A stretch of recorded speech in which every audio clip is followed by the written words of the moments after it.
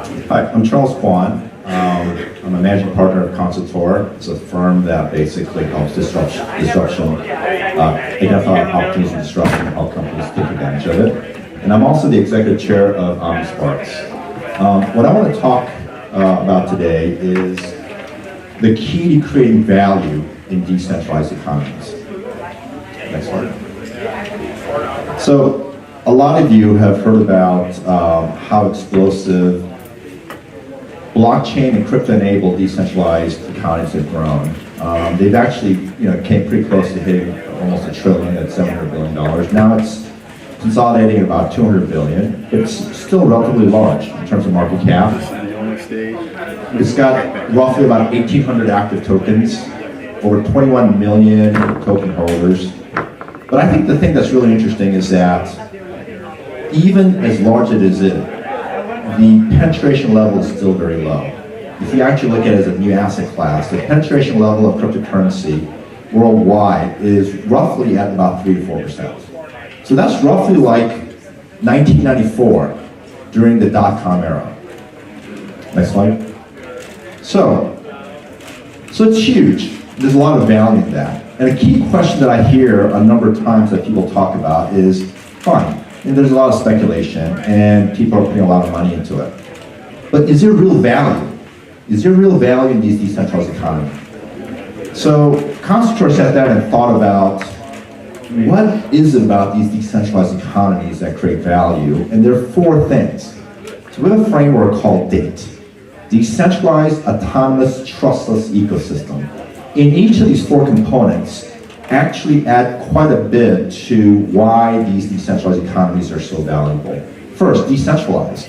So instead of having a corporate entity, the whole notion of, instead of a feudal system where a few people gain wealth in any enterprise, the whole notion of actually spreading the stock options and sharing the wealth among everybody that participates in the ecosystem is a really central idea. The second part is autonomous. With the advent of the blockchain technology, you're able to create, people call it the smart contract, but within these economies, it actually acts like the Bill of Rights and the Constitution of these economies. And it automates it. You don't need a government to basically tell you how this economy works. And trustless. You don't need a central entity to say, trust this business because we are running it. Because it's automated, you automatically can rely on it without having to trust that entity. But the last part is the most important. You wrap all that up into an ecosystem or economy, and this allows something that's really powerful. When you think about stock options and how that revolutionized Silicon Valley by taking the most valuable contributors and giving them a piece of the company, what blockchain technology and cryptocurrency allows you to do is the ability to actually give a little bit of equity in stock options to everybody, even your customers, your partners, your developers, everybody.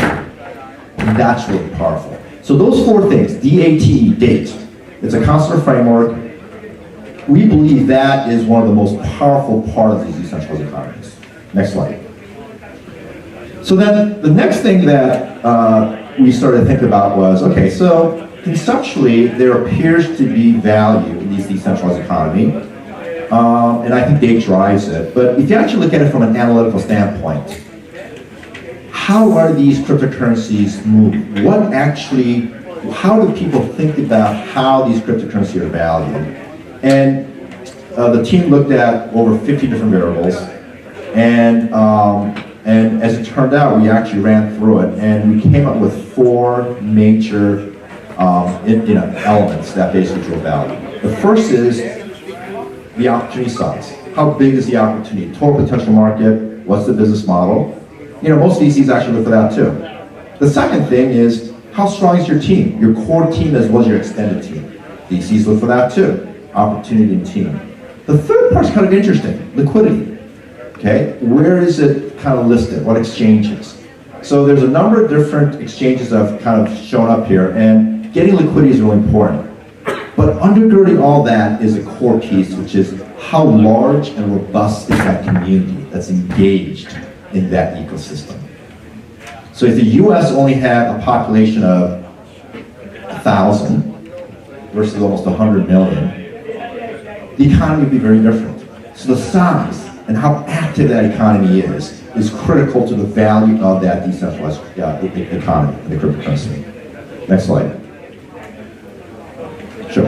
And then the next thing that we looked at was, if you're able to make these decentralized economies work, then that is what allows these post-ICO cryptocurrencies to survive.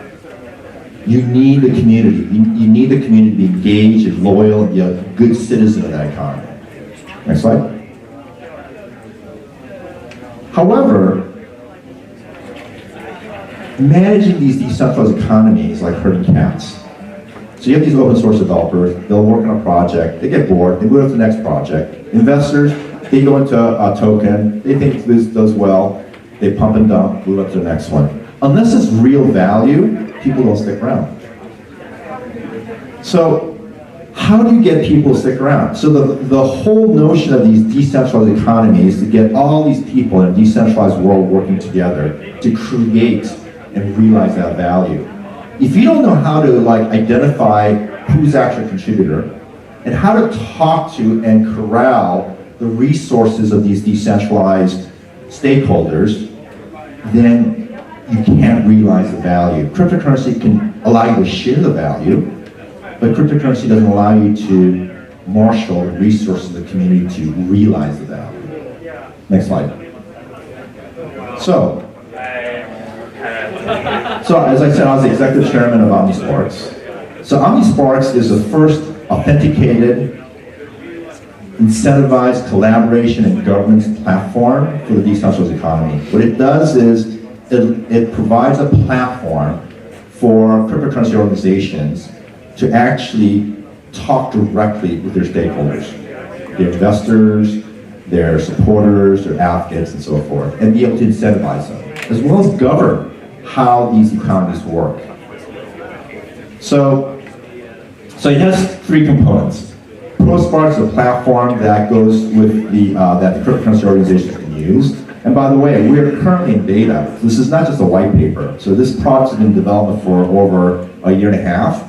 And we've got some of the largest cryptocurrency organizations like Quantum, Lisk, Voice, a number of large cryptocurrency organizations eager to use it, and they're in our early beta program. And then the second part is OmniSPARX, that allows each of the stakeholders, whether you're an investor, a programmer, an advocate, to actually communicate directly. Now, if you see how the cryptocurrency world is today, if you want to talk to a cryptocurrency organization, good luck. I mean, you're going to find them on Reddit? You can't even find them on the website. How do you talk to them? There's no direct communication. In fact, for foundations like Ethereum, there's a lot of fake sites that's trying to take your money. They're trying to take your money. So how do you authenticate on both sides who's real and who's not?